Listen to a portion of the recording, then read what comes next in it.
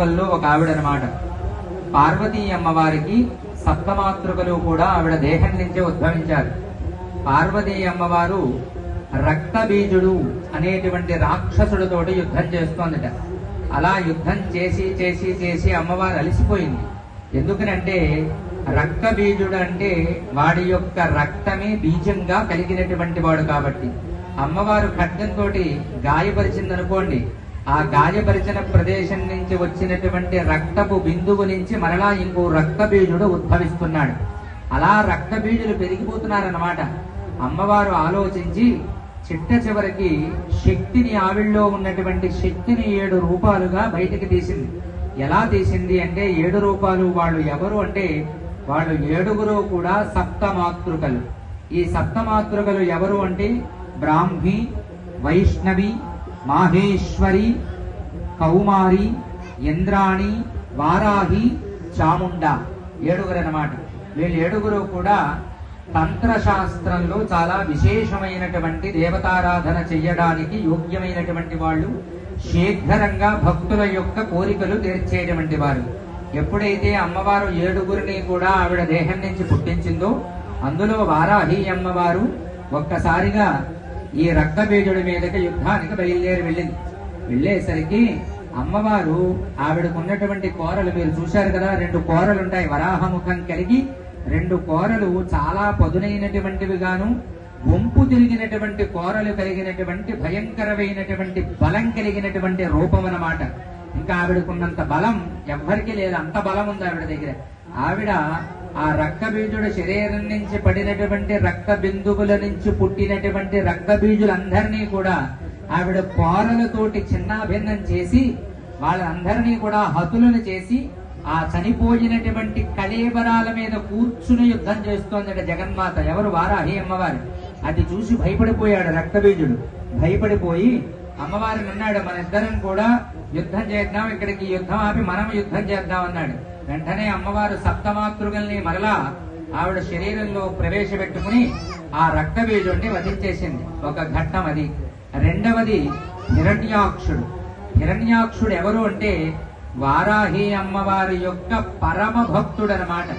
ఇంకా ఆయన చేసినంత ఆరాధన వారాహి అమ్మవారిని ఎవ్వరూ చేసి ఉండరేమో, అంత ఆరాధన చేసేశాడు. అలా ఆరాధన చేసి చేసి చేసి చేసి ఒక రోజున అమ్మవారు ప్రత్యక్షం అయింది. అయితే ఏం కావాలని అడిగింది. ఆయన ఏమడిగాడో తెలుసా అండి అమ్మవారిని? నాకు ఇంద్ర పదవి కావాలి అని అడిగాడట. అనేసరికి ఆవిడంది, ఏదైనా ఇస్తాను కానీ అమరత్వాన్ని మాత్రం నేను నీకు ఇవ్వను, ఇంకో వరం కోరుకో, ఇంద్ర పదవి నీకు ఇవ్వనంది. ఎంత ఉపాసన చేసినా ఆ పదవికి నీవు అర్హుడు కాదు అంది. అనేసరికి వాడికి అనుమానం ఉంది. ఎందుకనంటే ఎవరూ చంపలేరు వాడిని. వాడిని చంపగలిగినటువంటి శక్తి కలిగినటువంటిది కేవలం వారాహి అమ్మవారే. అందుకని అమ్మ, నీ చేతిలో మాత్రం నాకు మరణం ఉండకూడదు, అది నా వరం అన్నట్టు. సరే అమ్మవారు సరే అంది. అన్నాక ఇంకోటి అన్నట్ట, నీ భక్తుల్ని నువ్వు ఎలాగా చంపవు కాబట్టి నీ భక్తుడు కాబట్టి చంపనని వరం ఏమన్నట్ట. మళ్ళీ సరే చంపనంది. భయంకరమైనటువంటి బాధలు పెడుతున్నాడు దేవతలందరినీ. అప్పుడు మళ్ళా అమ్మవారి సంకల్పంతో అమ్మవారి శరీరం నుంచి, ఎవరు? వారాహి అమ్మవారి శరీరం నుంచి వరాహమూర్తి బయటకు వచ్చాడు. ఆయనే విష్ణువు అంశ. అందుకనే లలితాశాస్త్రంలో చూసారా, దశా నారాయణ అమ్మవారి యొక్క 10 వేళ్ల నుంచి కూడా దశాకృతులు అంటే 10 రకాలైనటువంటి అవతారాలు నారాయణుడు ఎత్తాడని. కరాంగుళిన పోత్పన్న నారాయణ దశాకృతి అని అమ్మవారి గోళ్ల నుంచి పుట్టాయట 10 అవతారాలు. అందులో మహానుభావుడైనటువంటి వరాహమూర్తి ఆయన కూడా ఆయనే యుద్ధం చేశాడు. అలా యుద్ధం చేసి సంహరించాడు. అక్కడికి 2 పూర్తయ్యాయి. మూడవది ఇక్కడ అంధకాసురుడు అనేటువంటి రాక్షసుడు ఒకడు పుట్టాడు. ఈ అంధకాసురుడు అనేటువంటి రాక్షసుడు భయంకరమైనటువంటి యుద్ధం చేయడం మొదలుపెట్టి దేవతల్ని బాధ పెడుతుంటే పరమేశ్వరుడు వాణ్ణి వధించడానికి అమ్మవారి శరీరంలో ఉన్నటువంటి వారాహి అమ్మవారిని ప్రార్థించి ఆ వారాహి అమ్మవారి శక్తితోటి అంధకాసురుణ్ణి సంహరించాడనమాట. కాబట్టి వారాహి అమ్మవారు గొప్పతనం ఏమిటంటే శక్తి. వారాహి అమ్మవారు అంటే పరాక్రమం. వారాహి అమ్మవారు అంటే సైన్యానికి అధిపతి. అందుకనే ఆ అమ్మవారిని పగలు ఆరాధన చెయ్యరు. చాలా చోట్ల గుర్తుపెట్టుకోండి. సూర్యోదయానికి పూర్వం ఉదయం, సూర్యాస్తమయం పూర్తయిన తర్వాత సాయంత్రం ఆరాధన చెయ్యాలి. ఆవిడ పగలు గుళ్ళో ఉండదు. ఎందుకనంటే దేవతల సైన్యం అంతటికీ కూడా ఆవిడే బలం అన్నమాట. అందుకని వారాహి అంటే సైన్యాధిపతి. లలితామ్మవారు యుద్ధం చేసేటప్పుడు కూడా సైన్యం మొత్తం అంతా కూడా నడిపింది వారాహి అమ్మవారే నడిపిందనమాట. చతురంగ బలాలని కూడా ముందుకు నడిపించి అమ్మవారి నుంచింది. ఆవిడకున్న బలం ఎవరికీ లేదు. శత్రు సంహారం జరగాలి అంటే వారాహి అమ్మవారిని ఆశ్రయించాలి. యుద్ధంలో మన సైన్యానికి బలం కావాలి అంటే వారాహి అమ్మవారిని ఆరాధించాలి. అందులో అమ్మవారి రూపంలో 7 రూపాలు చెప్పానుగా మీకు. ఇప్పుడు సప్తమాతృకలు, వీళ్ళని స్మరిస్తే కోరికలు తీరుతాయి. అంతేనే గాని బాలా అమ్మవారిని, త్రిపుర సుందరిని, రాజరాజేశ్వరిని వీళ్ళందరినీ కోరకూడదు. వాళ్ళకి నమస్కారం చెయ్యాలి.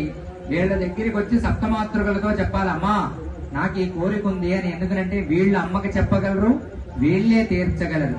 అది చాలా విశేషమైనటువంటి భావనతోటి చెప్పాలి ఆవిడికి. అందుకని వారాహి అమ్మవారు సైన్యాధిపతి కాబట్టి దేవతలందరి సైన్యాన్ని నడిపించి శత్రు సంహారం చేసినటువంటి జగన్మాత.